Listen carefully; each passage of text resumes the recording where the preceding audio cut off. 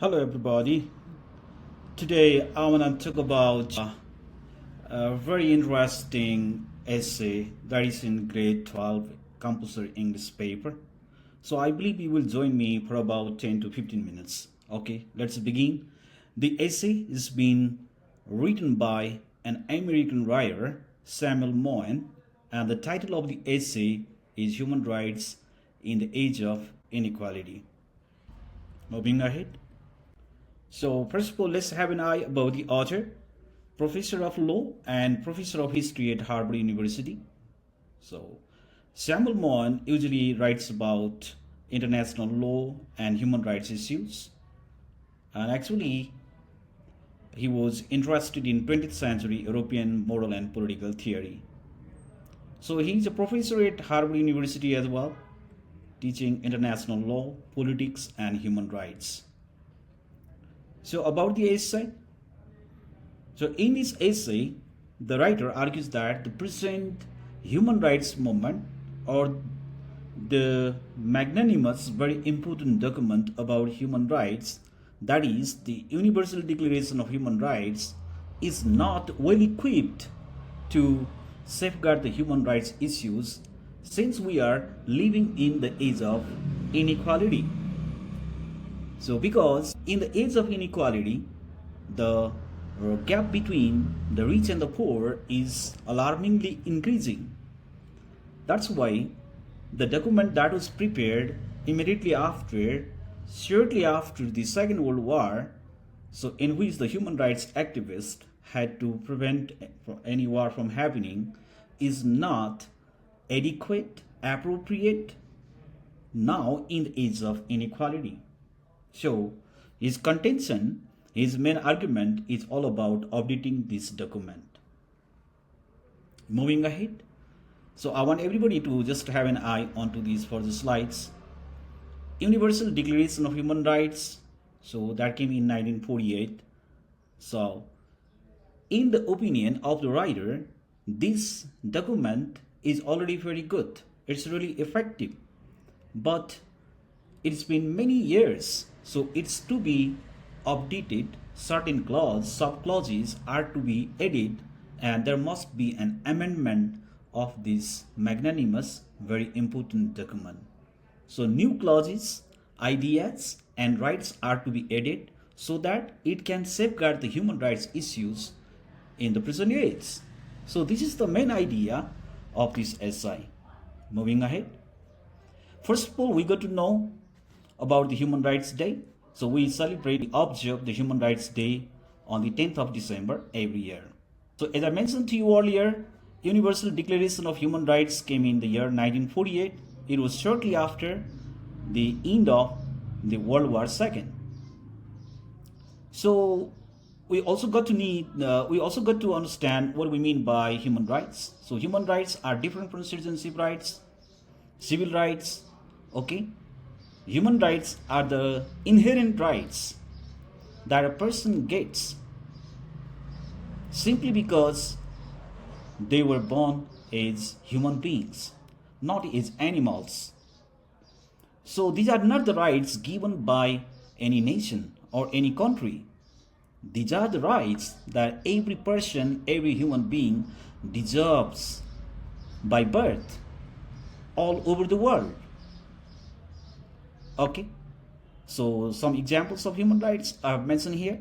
For example, rights to life, liberty, pursuit of happiness, freedom of speech, travel, rights to food, shelter. All these rights are taken as human rights. So moving ahead, I want to summarize the main points.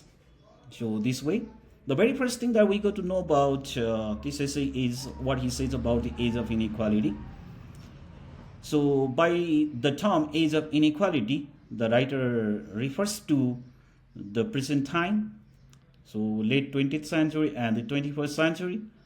So present time is the age of inequality because a capitalist economy is fostering. There has been a widening gap between the rich and the poor, between the have and the have not. So I think the states around the world, they have not been able to fix any ceiling to the income of the wealthy people. So powerful nations have failed to stigmatize poverty, and poor people do not have a floor of protection. So that's why we can see that there is a big gap between the rich and the poor. Therefore, the writer calls this time, our time is the age of, means time of inequality. I think I clarified the very first point. Moving ahead. At the beginning of the essay, the writer refers to an information given by Herodotus. So Herodotus was a great Greek historian around 484 BC. And according to Herodotus, the father of history, there was a very rich and powerful emperor named Croesus in Lydia. He was the king of Lydia, and this man was the king was very magnanimous. I mean, he was very generous. Sorry, and he hated indigence. That means poverty and destitution. So he hated oppression. He guaranteed food, shelter, clothes, water to all his people. Even he provided paid vacations to his people. And yeah, in comparison to the present states right now we are living in, Croesus' state was like a utopia. No complaint. But there is a big question the writer raises here. So, in spite of the fact that Croesus was so generous, so kind to his people, did he respect human rights? The writer means to say that even Croesus did not respect human rights, because he provided all these facilities to his people on one condition, that his people had to regard him as their king. So the people were almost enslaved. Of course, they got these facilities, but they were not given the facilities without any condition. The condition was that the people had to regard Croesus as their king. If they did not regard him as their king, definitely he would not guarantee them these like rights. So, such rights cannot be taken as human rights. Human rights are deserved by people, not given to them by anyone, either that is an emperor or that is a president or whoever that is. So I believe you have understood this second point. Moving ahead. In the essay, the writer says that the Universal Declaration of Human Rights came in 1948, shortly after the Second World War, and the activists of human rights at that time wanted to prevent any war from happening in the world if they managed to safeguard the life of people, and they would think that their job was well done. Therefore, they made this valuable document in 1948 to save the people from any form of atrocity, any form of violence and killing. Okay, so the powerful nations also felt its need, and that's why connected to this thing, there is another point the writer mentions here. So there are two big stages of writing the history of human rights.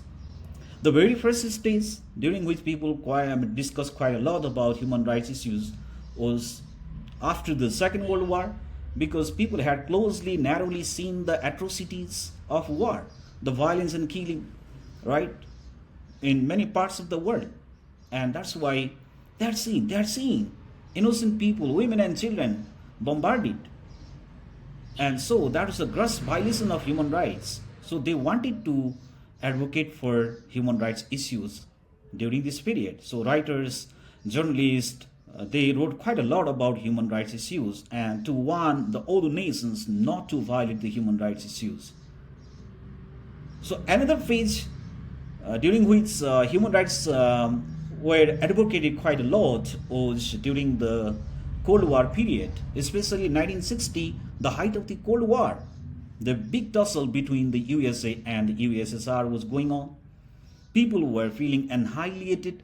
They were feeling suffocated. They were frightened. So they didn't know at what point of time that there would be bombs falling onto their houses, onto their head.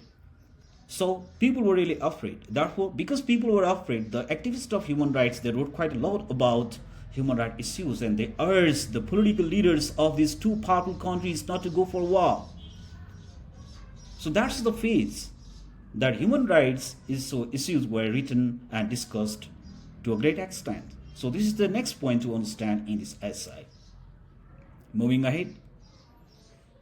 So in the essay, another point the writer mentions is that the weaknesses of the human rights movement. Okay, take for example, he refers to Christian democracy. So shortly after the Second World War, some Christian communities, nations, especially in Europe, they wanted to donate, help the nations and the people who at least, if not supported, but at least did not oppose Christianity. So in the name of human rights, they went on helping the nations and people, right? So they started donating, money. They had some welfare packages and programs to address the poverty, the destitution in African and South Asian countries, right? So that's what they did. But they were not, according to the writer, truly guided by the human rights issues. All donation or maybe the support was kind of vested interest to promote Christianity in the world. So next thing was that when this thing happened, some countries like Russia wanted to help the communist countries where the countries where there was communism flourishing. So maybe Cuba was one of the countries, or maybe other countries, communist countries, right? So they started getting some support. So that is also called the communist egalitarianism. So these countries were giving donation, help and welfare packages in the name of human rights, but in fact, according to the writer, so their purpose was to promote either Christianity or to promote communism in the world. So he criticizes this thing, and this is one of the these were some weaknesses of the human rights movement. Moving ahead to the next point. Towards the end of the essay, the writer also refers to Franklin Roosevelt's Second Bill of Rights in the United States of America. At that time, people were very hopeful that Franklin Roosevelt's Second Bill of Rights would also call the economic rights, right? So he would bring some packages for the people around the world. So because what happens in American politics influences our life around the world. So at that time, people around the world were expecting big things in the name of human rights. But what happened when Franklin Roosevelt's Second Bill of Rights came? So it could not address the human rights issues because of three things, 3 points. You can just have an eye onto the slide. So the very first thing was that it only made America's late and very careful entry to NATO, North Atlantic Treaty Organization. So the NATO members started feeling more protected. At the same time, other countries that were not within the NATO, so they started feeling less protected. So who would safeguard their human rights? So there was a big question. First thing. Second thing was that Roosevelt only focused on American welfareism, not on global welfareism. And that is a big mistake. So he could not do anything about human rights issues around the world. And the third thing was that even Roosevelt, in the American context, did not provide a floor of protection to the mass of poor people. He only curtailed some of the privileges given to the rich people. So it was faulty, he says. Curtailing the rights of the rich people was very good, but because he could not distribute the opportunities from the rich to the poor people did not get anything out of it. Therefore, so his second Bill of Rights was rather faulty, says the writer. So it's the next point that the writer mentions in this essay. So finally, towards the end of the essay, the writer goes on mentioning, right, what is the truth mentioned in Herodotus' history. Herodotus, the father of history. So according to Herodotus, right, Solon, a lawmaker, right, he criticized Croesus and he was punished for that. So, and nobody could do anything. right? Only the Persian army. So now, I mean, formally, like let's say Persian army, right now the Iranian army. So they could topple Croesus from his power. Therefore, by giving this reference, he means to say that only naming and shaming of a dictator, any autocrat like Hitler, right, doesn't safeguard human rights. If we truly want to safeguard human rights, we have to apply force, right? Legal form of activism is necessary to guarantee human rights. Pressure needs to be created, and any country or any person, political leader who violates human rights is to be punished adequately. And we have to redistribute opportunities from the rich to the poor, put the ceiling onto the rich people and provide a floor of protection to the poor. So this is the best way to minimize inequality in the world. If we can fight poverty, right? So we can safeguard human rights. This is his opinion. Because in the age of inequality, this time of inequality, our main enemy is not war, it is poverty. So because it is not war, like the document that was made in the time of war around 1948 is now outdated. It got to be updated. So this is what the writer says. Okay, in conclusion, so the writer goes on mentioning that there is no need of another human rights movement. Okay, the existing document, right, that is the Universal Declaration of Human Rights, is okay. Maybe it is slightly okay, but it is to be updated. Certain clauses and sub clauses are to be added so that it can address the present growing inequality between the rich and the poor, and thereby we can safeguard human rights. So these are the important points that the writer has discussed in this essay. The essay is really thought provoking, and I believe, yeah, you have been able to make a few points out of this very short presentation I have just made. Thank you very much.